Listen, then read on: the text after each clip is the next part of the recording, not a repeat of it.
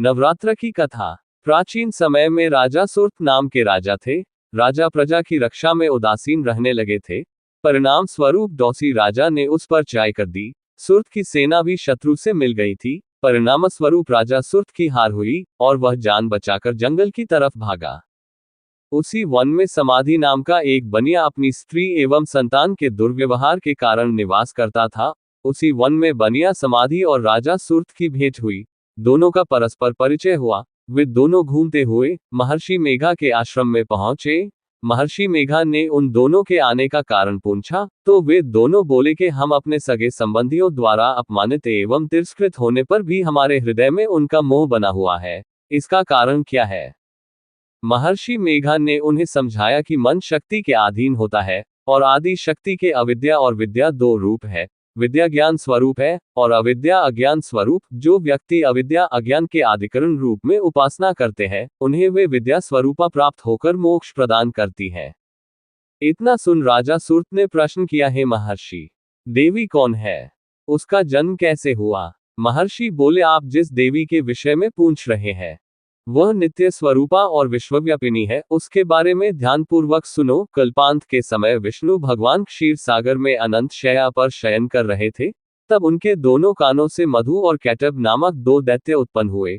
वे दोनों विष्णु की नाभि कमल से उत्पन्न ब्रह्माजी को मारने दौड़े।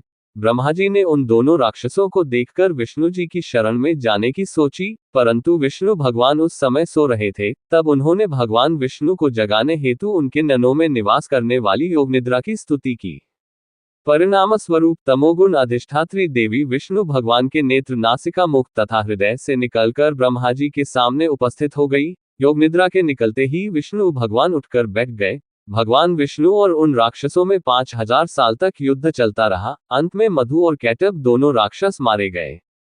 ऋषि बोले, अब ब्रह्माजी की स्तुति से उत्पन्न महामाया देवी की वीरता तथा प्रभाव का वर्णन करता हूं, उसे ध्यानपूर्वक सुनो।